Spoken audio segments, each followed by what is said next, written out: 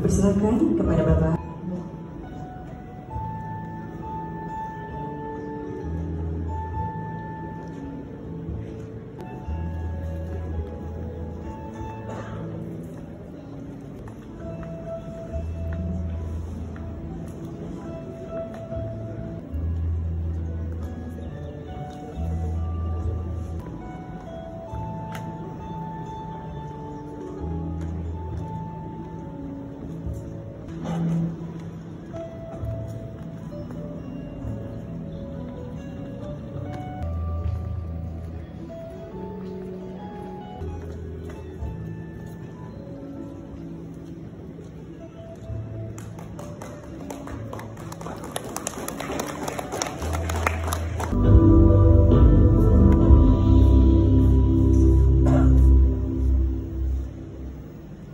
Pendidikan Budi Luhur Sakti, Bapak Kasih Hanggoro MBA. Kepada Bapak Kasih kami persilakan dengan segala hormat.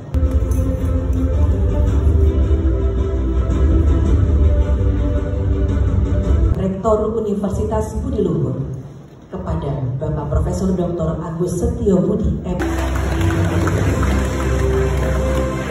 Makan semua kontribusi sumbangan Bapak Ibu melalui pantun. Saya hari ini tapi tidak mau mengalahkan Prof. Yendi ya.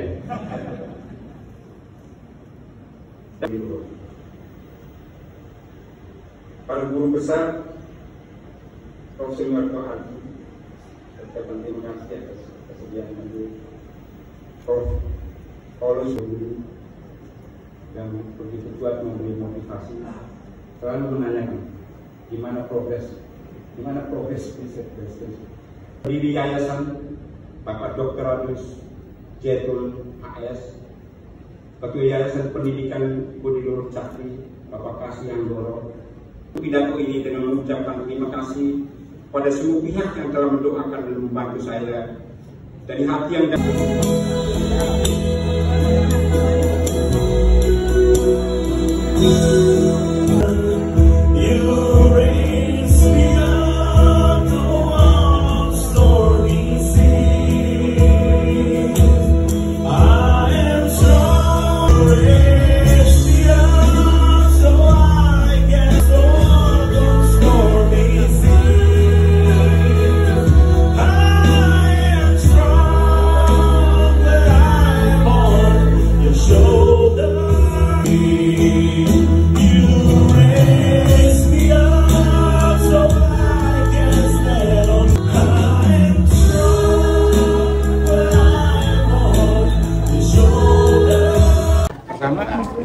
terima kasih ya, karena saya pikir apa yang saya capai hari ini, meraih besar dan seterusnya, itu adalah kontribusi banyak pihak, tidak hanya dengan keluarga inti, keluarga besar, tapi rekan-rekan kolega kerja ya utamanya, di dunia akademi, NGO, itu luar biasa.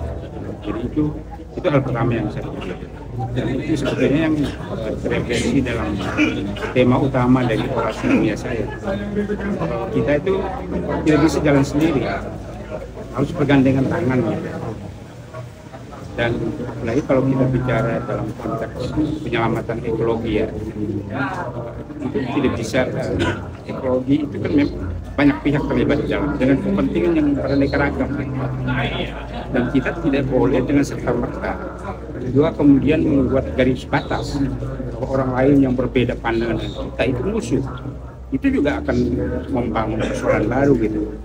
Jadi harus sabar ya, meyakinkan semua pihak. Oke, ada kepentingan ekonomi, bisnis dan seterusnya, tapi ada kepentingan ekologi ya. Dan bicara tentang kepentingan ekologi, itu bicara tentang kepentingan kita semua, keselamatan kita. Sehingga tadi saya mengangkat satu analogi ya.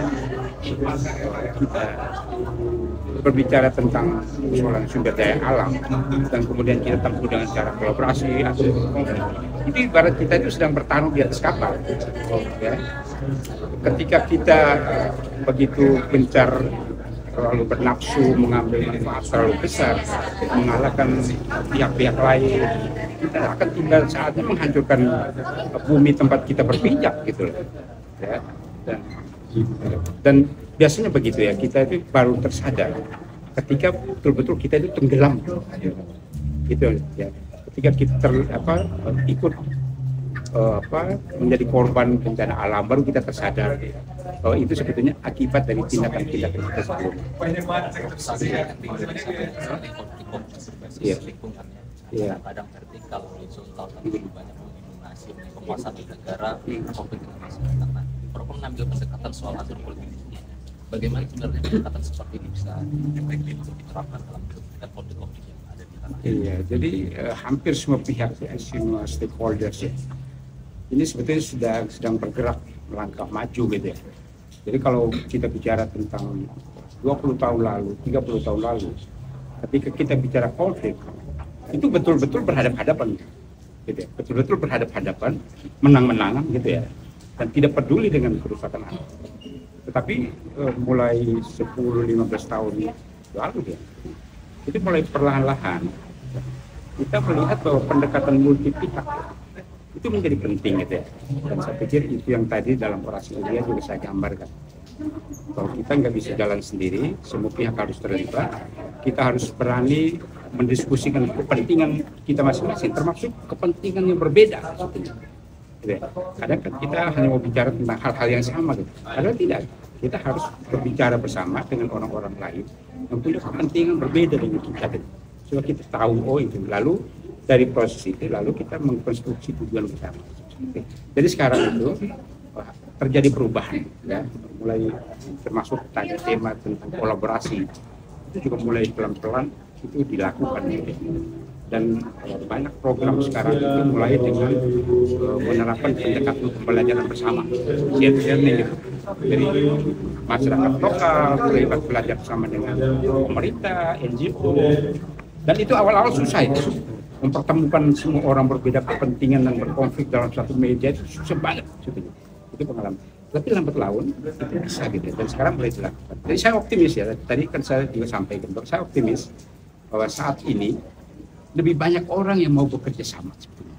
Gitu ya. Jadi kita tidak boleh patah arang atau cepat menjudge bahwa kita nggak punya jalan keluar. Saya lebih optimis, makin banyak orang yang melihat bahwa jalan keluar penyelamatan persoalan-persoalan lingkungan kita itu adalah kerjasama, kolaborasi.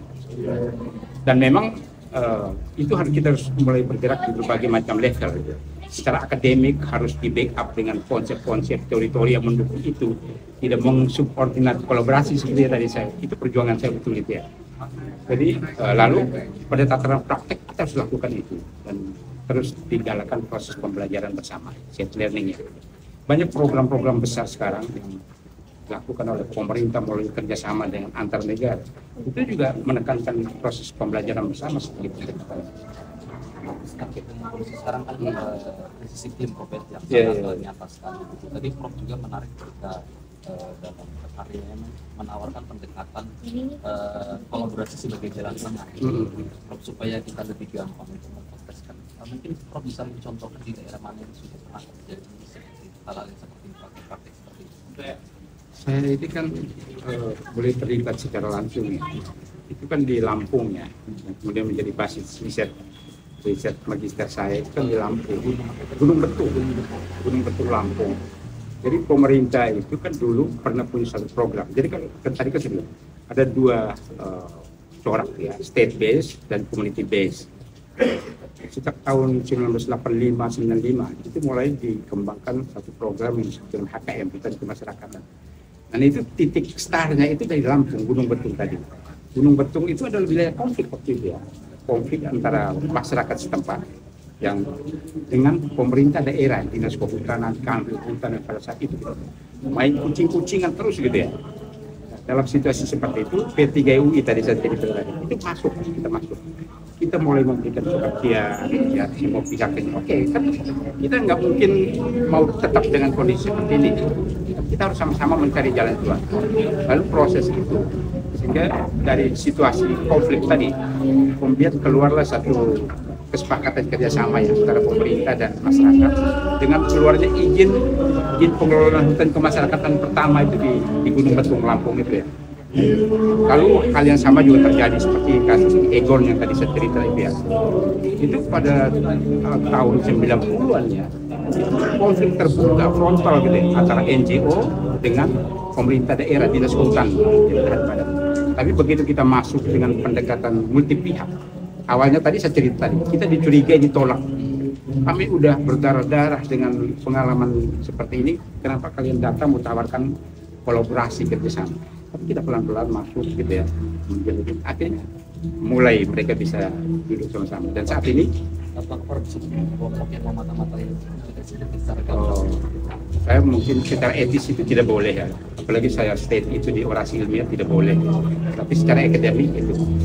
Tapi dengan gampang sebetulnya kita bisa temukan di lapangan ada kelompok yang, jadi gini kan setiap, makanya tadi saya bilang saya menghargai semua pilihan itu, dan wajar juga gitu kalau kelompok yang punya pilihan pendekatan berbeda mencurigai kita ya, itu wajar ya.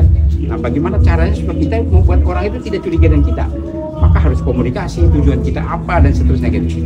Jadi, gitu ya. Makanya tadi saya sengaja anonim seperti gitu ya. Mungkin ya, kira saya. Langsung 2. Gimana Kak? Kenapa? Kakak mau nanya apa gimana? Iya, kakak yang Kakak yang nanya? Ayo ya. Dapat sudah belum? Ya, boleh. Menurut Bapak kesan dari acara ini seperti apa? Ya, ini acara yang membahagiakan buat Sivitas Akademika Universitas Luhur atas perjuangan Pak Rektor, salah satu pimpinan UPL ini mendapatkan gelar tertinggi di bidang akademik, khususnya gelar guru besar. Semoga ini menjadi kebiasaan kita para dosen mengarahkan dirinya untuk pencapaian gelar tertinggi di bidang akademik. Itu Prof ya.